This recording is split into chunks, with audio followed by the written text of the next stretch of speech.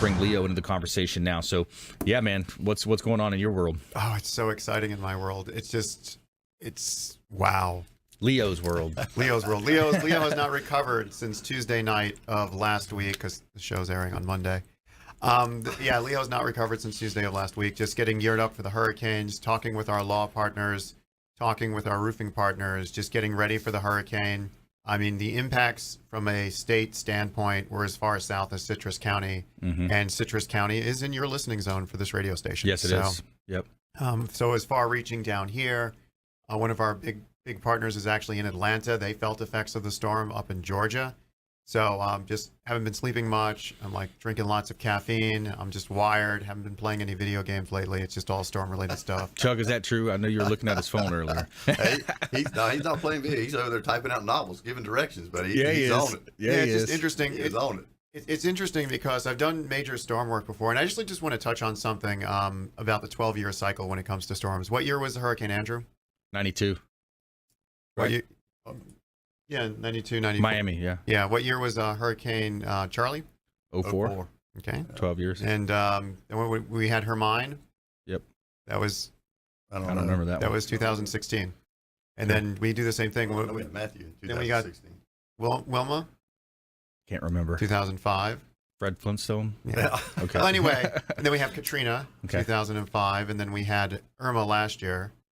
So yeah, it's a 12-year cycle. It's actually all related to sun. The sun actually demagnetizes itself every 12 years, and when it demagnetizes itself, you get solar flares. Wow. And when the sun generates those solar flares, we get stronger hurricanes. So you can actually set your insurance calendar by the sun and predict when the really bad storm years are. Interesting. Just let us know where they're going to be at. That would help me. Yeah, that would help a lot. I said this at the beginning of the hurricane season. You can actually listen back to our June broadcast where I talked about the hurricanes. In October, because of the way the jet stream works and that Bermuda high flows, you always get the really fast, really strong forming storms in the Gulf of Mexico around this time of the year. Yeah. Just like end of August, end of September, I'm always watching off Cape Horn in Africa to see those really slow-moving storms that go across the entire Atlantic. Yep. If they're tracking south on those Leeward Islands and they happen to just hook under Cuba instead of through Jamaica, then you're looking at a storm that's going to impact the west coast of Florida. It's science. Yeah, and it's interesting how it comes into play every year. You know, we talk about this and we prepare. So hopefully the folks were prepared up there. I know there was someone from the federal government that called out local officials saying you didn't issue the warnings fast enough. I mean, did you read on that or did you see that? They can't. I mean, the difference between tornado management and hurricane management is tornadoes are really small, really fast storms. Hurricanes are really large, weaker storms that are slower moving. So there's enough warning out there. But when you get these October storms forming in the west side of the Gulf, and they just within 4 days come out of nowhere and smack. I mean, no one was predicting a storm this strong. Right. No one was predicting that this storm was actually going to intensify the way it did. And by the time they did, it was already too late. People in Florida have grown complacent. They need like a whole week to go buy their plywood. Yeah. Even though they wait till the day before, they still want a whole week of notice. So do we have a number on this? By the way, if you just joined us, I'm Brandon Rhymes. I'm your host. We're talking with Leo Cannyn, Beryl Engineering. Do we have a number on, like, when the storm hit the Carolinas, it was like 500,000 homes and businesses affected. Do we have a number yet on that? I don't think we have a number yet. I mean, it's just too early. They don't even know what's standing still. Yeah, I mean, you have to let the storm pass before you're first responder. I've been a first responder for many storms. Some of those causeways, they said they can't even get over. They're just flying choppers over just to see if there's anything over there that they can't even get a vehicle there. So yeah, because I know when Hurricane Ivan came through, and that was another 2005 storm.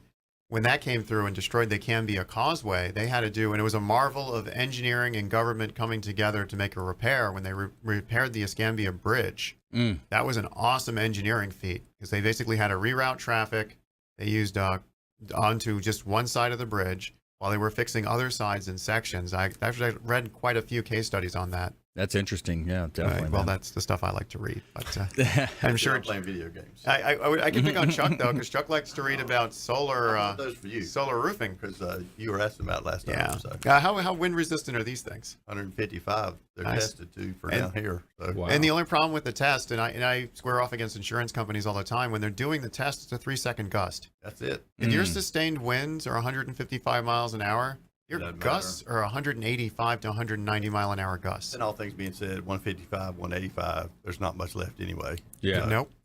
That's a big. It's that's, just yeah. those are big numbers. And when you got a storm and eye wall that's 40 feet wide going through these areas and making landfall in Mexico Beach, I mean, it is devastation. You have the storm surge, you have the winds, you have all of these factors, and you also have a very weak insurance system right now because they're still trying to recover from Hermine. They're still trying to recover from Irma. They're not ready for this. We're still doing Matthew claims. Yeah. Yeah, Still doing Matthew. Matthew claims. A lot of stuff happened, man. Yeah. It's interesting when you look at that. When you think about the damage that's brought on from these storms and the challenges that it poses. Now, on the positive side, did it at least move kind of through quickly, right? That Move saved through. a lot. The speed. Yeah.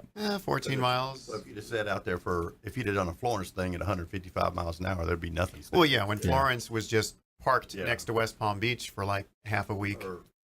Or What, up yeah, in yeah. the the Carolinas. What's the one that hit the Carolinas? Florence? Oh, Florence. right. Oh, I'm talking the Florence from 12 years Yeah. ago. You're thinking about Okay. Yeah, there was a Florence and Jean, this is Yeah. 2004. Yeah. They just parked yeah, right same. outside the east coast of Florida. What was neat about Hurricane Michael is if you looked at it, let's say Tuesday afternoon, if you looked at the radar, it was even with Tampa, and the storm was the size of the entire state of Florida. It's huge. Let me ask you a question, like locally here, like if something were to happen here in Palm Harbor area, through with the big lake there, would the engineers ahead of the storm start releasing waters out? Because Yeah. that's a Yeah, that Oh, is yeah. that is a mitigation practice. That's they a usually practice, yeah. they usually release waters out of dams. They try and lower the levels. So because the way the storm surge works is water just rises right. in chunks. So you get a wave, and that's a new level of water, but the wave doesn't recede. Mhm. And then you get a wave on top of the wave. Mm-hmm. And then that's your new level of water. So storm surge rises in these waves, maybe every 1 to 2 feet. So if you lower the initial level of the lakes, the rivers, if you lower those water tables down as far as possible, when you get the storm surge, it has to regain its natural level first Right. before it starts becoming impactful. What about sea level rise? There's predictions that Miami Beach is going to be, they're already seeing the effects of sea level rise down there. Well, yeah, I mean, what was neat about Hurricane Irma, due to how it moved across the state, we had a reverse effect for storm surge. It was In actually Tampa Bay. in Tampa Bay. We Right. had the reverse. It was actually, it pushed all the water out. You Right. could walk across sections of the Gulf, the bay into the Gulf. You could walk across sections. We were on the east side Yeah. of the main deal. But- Right. It pulled it out. But if you're on the opposite side where it's clawing, and those winds are clawing all the sand back into the ocean, I mean, when I was in Collier County at the time during 2004 to 2006, there was beach renourishment projects that lasted a decade, just trying to put sand back on the beach that was taken away. Where do they pull that sand? Do they dig it from out deeper? Yeah, they go out. They go out deeper, pump it in Yeah. further back in. Barge it Okay. up. Interesting. Yeah. Yeah. So there's this whole infrastructure around. So you got roadways that are destroyed, utilities that are destroyed. Those are going to be the first analyzed before people can even get near their houses. A lot of people probably didn't evacuate. They're probably stranded without food, without water. Yeah. If they're there. Yeah. I mean, some of those pictures that we saw this morning for some of those places.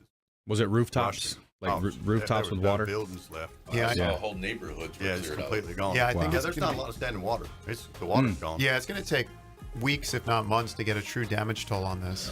Leo Cannyn, Beryl Engineering.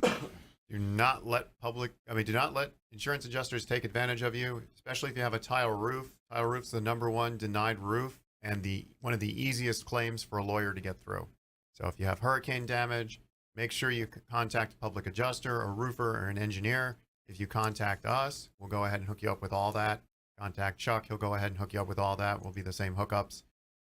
Good job on the website pulling it up for our people. You can find us at BerylProjectEngineering.com. And if you're in Citrus County and you need a reinspection to get your loan or insurance, give us a call, 813-616-3301. Awesome. Good stuff.